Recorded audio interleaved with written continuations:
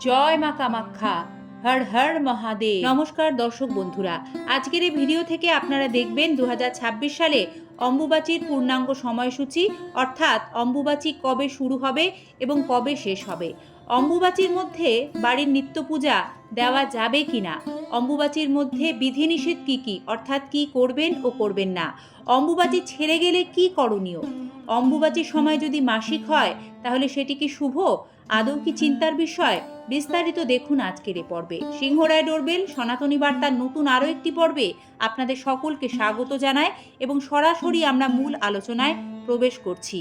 অম্বুবাচী আষাঢ় মাসে মৃগশিরা নক্ষত্রের তৃতীয় পাদ অতীত হলে চতুর্থ পাদে আদ্রা নক্ষত্রের প্রথম পাদের মধ্যে ধরিত্রী দেবী ঋতুমতী হন। এ সময়কেই অম্বুবাচী বলা হয়। আবার ঠিক এই একই সময়ে অসমের নীলাচল পাহাড়ে যোনিরূপা মহামায়া কামাখ্যাও ঋতুমতী হন। এই সময় 3 দিন দেবী মন্দিরের গর্ভগৃহ বন্ধ থাকে এবং 3 দিন সম্পন্ন হলে দেবী মন্দির খোলা হয় এবং দেবী স্নান ও পূজার্চনা শেষে ভক্তদের দেবী দর্শন করতে দেওয়া হয়।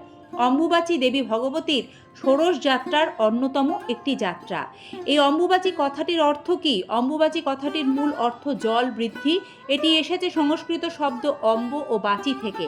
অম্ব শব্দের অর্থ জল, বাচী শব্দের অর্থ বৃদ্ধি। অতএব গ্রীষ্মের প্রখর দাবদাহের পর যখন বর্ষার আগমনে ধরিত্রী সিক্ত হয়, নবরূপে বীজ ধারণের যোগ্য হয়ে ওঠে, সে সময়কেই বলা হয় অম্বুবাচী।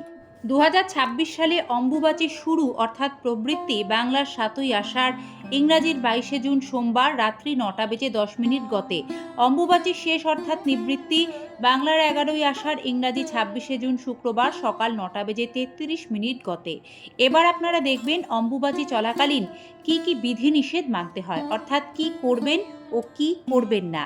হিন্দু শাস্ত্রে ও বেদে পৃথিবীকে মা বলা হয়েছে। পৌরাণিক যুগেও পৃথিবীকে ধরিত্রী মাতা বলা হয়, কারণ পৃথিবীতেই আমাদের জন্ম এবং সেখানেই আমরা লালিত হই। মহাজাগতিক ধারায় পৃথিবী যখন সূর্যের মিথুন রাশিস্থ আদ্রা নক্ষত্রে অবস্থান করে, সেদিন থেকে বর্ষাকাল শুরু ধরা হয়।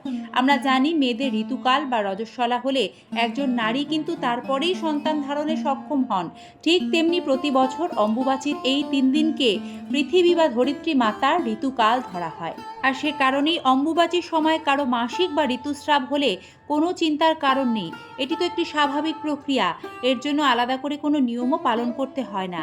এই সময়কালে নিজের মানসিক ও শারীরিক বিশ্রাম দিন, পরিষ্কার পরিচ্ছন্নতা বজায় রাখুন অন্যান্য সময়ের মতনই।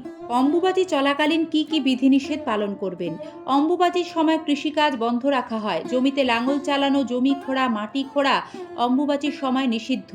অম্বুবাচীতে বৃক্ষ রোপণ ও বৃক্ষ ছেদন করতে নেই, অর্থাৎ গাছ কাটাও যাবে না, গাছ লাগানোও যাবে না। অম্বুবাচীর 3 দিন নতুন করে সংকল্প করে কোনো কাম্যকর্ম মাঙ্গলিক কাজ করতে হয় না। কাম্যকর্মের অন্তর্গত বিয়ে, গৃহপ্রবেশ এই জাতীয় মাঙ্গলিক কাজগুলি। তবে নিত্যকর্মে কোনো বাধা থাকে না। সে কারণেই কোনো বছর যদি অম্বুবাচীর মধ্যে রথযাত্রা পড়ে, তাহলে কিন্তু সেটি নির্দিষ্ট নিয়মেই পালন করা হয়, কারণ এটি নিত্যকর্ম। আর এর মধ্যেই বলি, অম্বুবাচীতে বাড়ির নিত্য পুজোও কিন্তু আপনারা করতে পারবেন। ধূপদীপ দেখিয়ে যাদের গুরু প্রদত্ত গুরু মন্ত্র রয়েছে, গুরু মন্ত্র জপ করে আপনারা অম্বুবাচীর মধ্যেও বাড়ির নিত্য পুজো করবেন, কারণ নিত্য পুজো, সন্ধ্যা দেওয়া এগুলি নিত্যকর্মের অন্তর্গত। আর নিত্যকর্মে অম্বুবাচীতে কোনো বিধিনিষেধ থাকে না। বিশেষ প্রয়োজন ছাড়া অম্বুবাচীর মধ্যে কোথাও দূরে যাত্রা করবেন না। অম্বুবাচীর 3 দিন বাড়ি বা জমি কেনাবেচা করতে নেই। এ সময় ভুলেও কোনো সাপকে আঘাত করবেন না। একটি বিশেষ বিষয় খেয়াল রাখবেন, অম্বুবাচীতে বাড়ির তুলসী গাছের গোড়ার মাটি উঁচু করে রাখবেন। অম্বুবাচীর সময় যাদের ঠাকুরের আসনে কোনো রকমের দেবী মূর্তি রয়েছে, তারা সেই মূর্তি বা চিত্র লাল কাপড় দিয়ে ঢেকে রাখবেন। তবে দেবী মূর্তি বা চিত্রের মুখ কিন্তু ঢাকবেন না।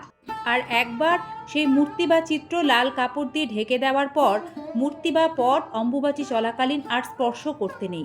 অম্বুবাচী নিবৃত্তির পর, অর্থাৎ অম্বুবাচী ছেড়ে গেলে ওই লাল কাপড় খুলে আসনের কাপড় বদলে ধুয়ে দেবীকে স্নান করিয়ে পূর্বের মতো নিত্য পুজো করবেন এবং সেই দিন অবশ্যই আম ও দুধ ঠাকুরকে নিবেদন করবেন।